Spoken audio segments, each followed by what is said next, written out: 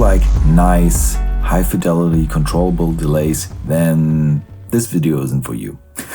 And with this introduction, it's needless to say that this isn't your typical delay pedal. Now granted, you can get some more tamer delay sounds, but this isn't really what this pedal is for. Now why is that?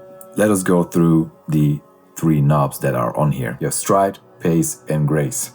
This equals your delay time, this the repeats, and then this is sort of the wrench that is thrown into your guitar playing. Now let me elaborate. The thing that makes a Falling Man special, that it takes your input signal and uses that as a modifier, and with that you can modulate the affected signal by the dynamic you're playing with. Now lastly, it also features a stumble and fall switch.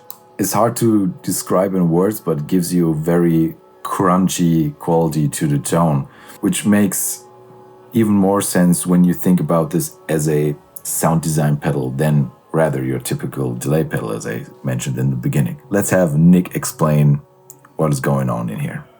I really liked the notion of the self-mod and the idea of the self-mod from the external-internal, but where it got to by the end of the process was not necessarily where I imagined it would get to. It's its own thing, it's different, it's unique, and I love what it does. But it is limited in its capacity for modulation. It gets so far and then it starts distorting because of how that circuit is set up. It kind of can't do it exactly how I originally thought it might. So Falling Man is kind of a long extension of what self-mod can do, but with the nuances of a delay pedal rather than kind of going into drive or gain territory. I made sure not to kind of put a drive control or anything onto it because I wanted it to be simple. I wanted it to really focus in on using the input as a modulation device. So it's kind of a delay pedal.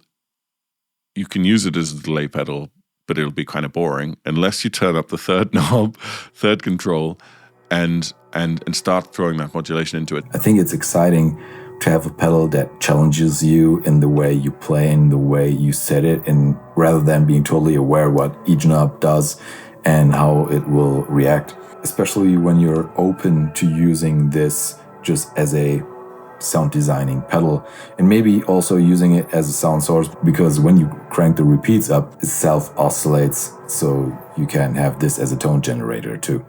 Yeah, the thing with this one is that when you turn it off, you can get infinite feedback trails. So the way to stop it is only here. It'll always produce noise in that one here until you get past the infinite.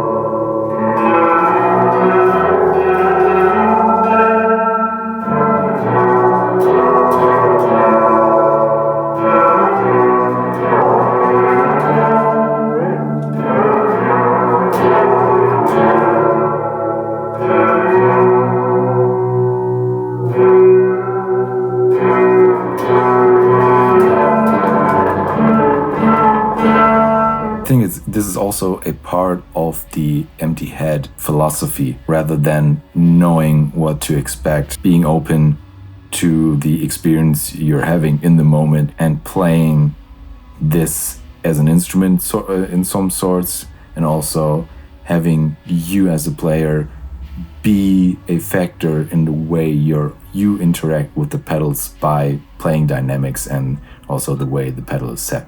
So if you want to learn more about the Falling Man by Empty Head Effects, I will put all the links down in the description below. As always, I have been Milikic Griolu, and I will see you in the next one.